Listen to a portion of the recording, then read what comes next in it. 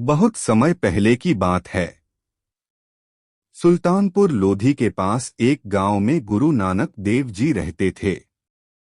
वे रोज सुबह उठकर नाम सिमरन करते, फिर सेवा और सत्संग में दिन बिताते।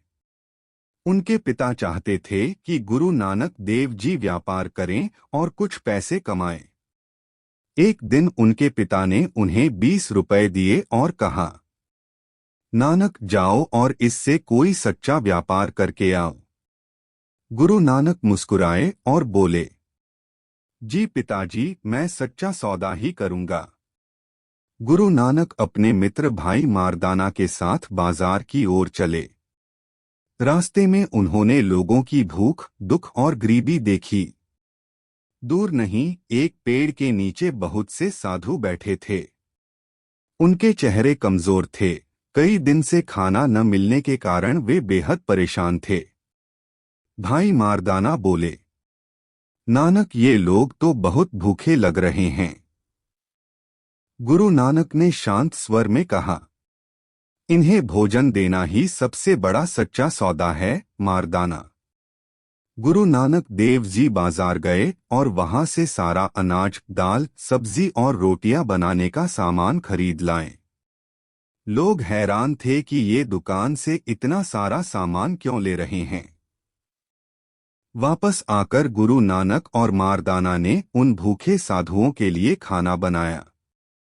जब खाना तैयार हुआ तो गुरु नानक ने प्रेम से कहा, आओ, पहले आप पंगत में बैठो, तब संगत बनेगी। साधु धन्य हो उठे।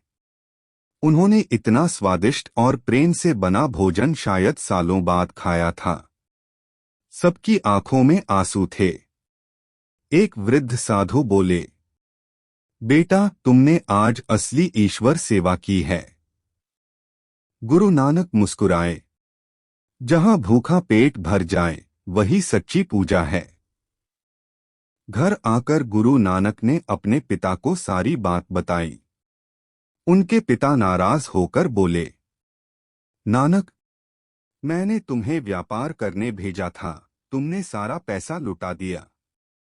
गुरु नानक शांत स्वर में बोले, पिताजी, भूखे को भोजन देना ही सबसे लाभ का सौदा है। यही है सच्चा सौदा।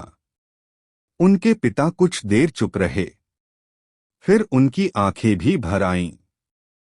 उन्होंने गुरु नानक को गले लगाया। इस कथा का संदेश बहुत महान है। भूखे को भोजन देना सबसे बड़ी सेवा है। सच्चा सौदा वही है जो दूसरों के काम आए। ईश्वर वही है जहां प्रेम, करुणा और सेवा है। पंगत संगत की परंपरा यहीं से शुरू हुई, सब एक समान। सिख धर्म हमें सिखाता है, ना कोई छोटा ना बड़ा। सब ईश्वर की संतान हैं और सेवा ही सबसे बड़ा धर्म है। हमारे चैनल को जरूर से सब्सक्राइब करें।